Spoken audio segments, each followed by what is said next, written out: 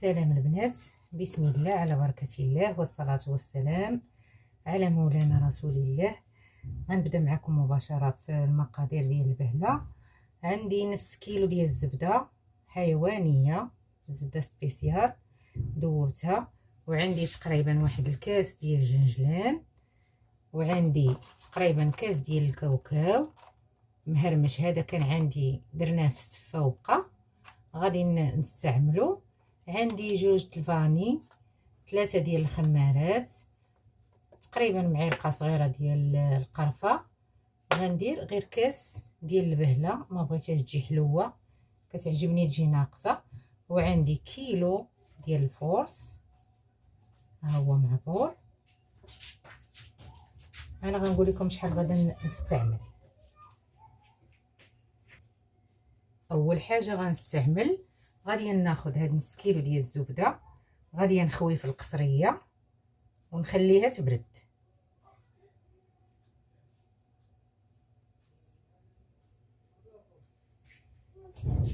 باقي فيها شويه ديال الحليب، غنحاول نوقحو هذا باش نكب.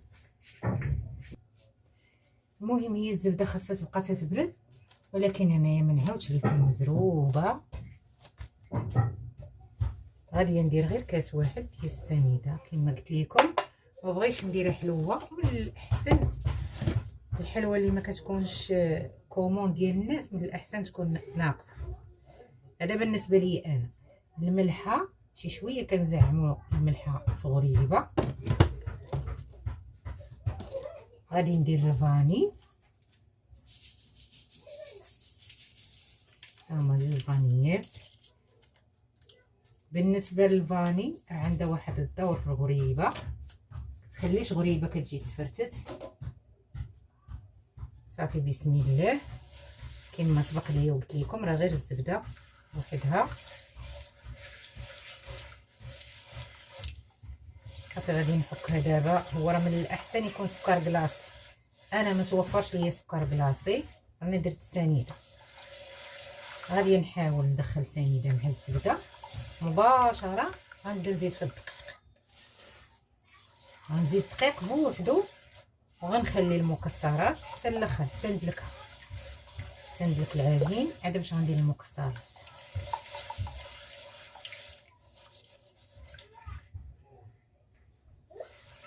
بالنسبه للجنجلان غادي نديرو كيف واخا ندلك الغريبه ما غاديش تهرس. اما بالنسبه للوز ولا كاوكاو ما حدك انت كديريها هو كيتهرس، ما كيبقاش مهرمش.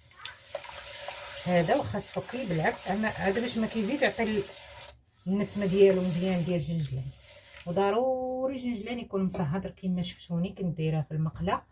راه كاين فرق كبير ما بين الجنجلان ما مصهدش وجنجلان مصهد، راه كيطلق واحد المذاق رائع.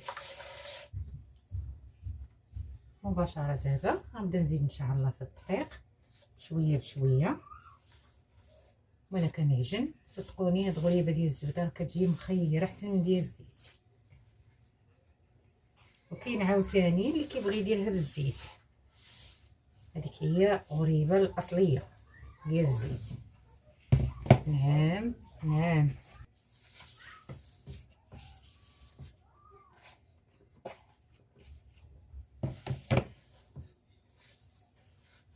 كتجي العجينه ديالها رخوه ورطبه، ماشي بحال ديال الزبده الاخرى والزيت. كما كتشوفوا ملي كتدلكها كتعطيك الطوعه هذه. صافي غنبقى تندخل تندخل فيها الدقيق اللي غيكفيها. دابا في هذه المرحله غادي ندير الخمارات وندير القرفه. القرفه كتبقى دائما على حسب الذوق.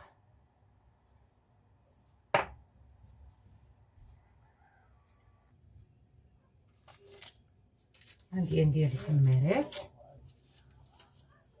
راه بعض المرات ما تتصدقش البنات كيكونوا الخمارات قدام ما كتشققش، ولو كديروا 3 الخمارات ما كتشققش. ضروري نغربلوهم.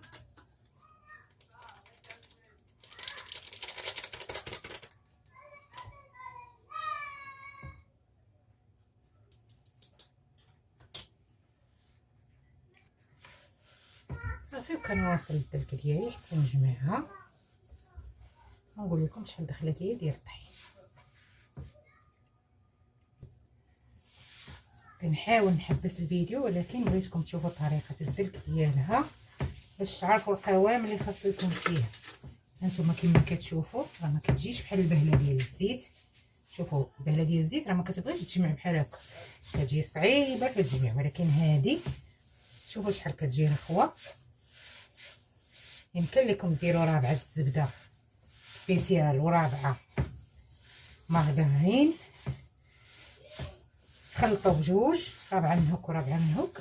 حتى هي تقدر تصدق معاكم ماشي تقدر، المهم كتجي مغايره على ديال الزيت لا في المذاق ولا في العجين. شوفوا دابا شحال رطبه وغادي تجي سهله حتى في التكويره ديالها. هي تقريبا ندير فيها واحد 24 غرام. هي غريبه الا بغات تجي مشقه ومقاده في التشقيقه خاصها تكون كبيره. دابا يمكن لي نزيد فيها لوز او كاوكاو على حسب الذوق. دابا ان شاء الله صافي. دابا غادي ملي راني دلكتها مزيان وتاكدت منها هزت ليا كيلو تقريبا، كيلو شي 8 غرام او 10 غرام. صافي غندير فيها كاوكاو صافي، وغادي نعاود ندلكها واحد الدليكه خفيفه تينسجم معها الكاوكاو. صافي مباشره غنبدا نكور. شوفوا القوام ديالها. البهله اللي كتكون بالزيت راه ما كتجمعش بحال هكا، كتبقى كتفرست. غادي نبدا نعبر دابا بسم الله. تقريبا كما قلت لكم ندير فيها شي 24 غرام.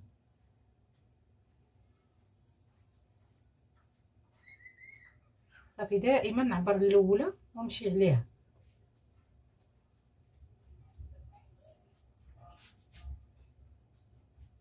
ثمانية وعشرين غرام ويلا هكا كره صغيره. صافي دابا غنمشي على هاد العبار، ومني نحطها في اللاطه مني نكورها بحال هكا ما بين يديا، نحاول ما نخليش هاد القميقين نهبط عليه غير شويه ماشي بزاف، ومني نحطها في اللاطه نورك عليها بحال هكا باش نعاود نساعدها باش تشقق. نعاود معكم وحده اخرى. صافي انا دابا نعبر غير الاولى، نمشي على كلشي بحال بحال عباري في يديا كما كتشوفوا. ها هي واحد شويه بحال هكا نبرك عليها باش تعاوني في التشقيق. خليكم معايا ما تمشيو فيه. كما كتشوفوا هذه هي غريبه اللي حضرت معاكم. كنتمنى ان شاء الله تعجبكم. راه جات زوينه ومشقه ومحمره، ولكن التصوير راه ما عطاهاش حقها. راه احسن من هكا وما كتبانش.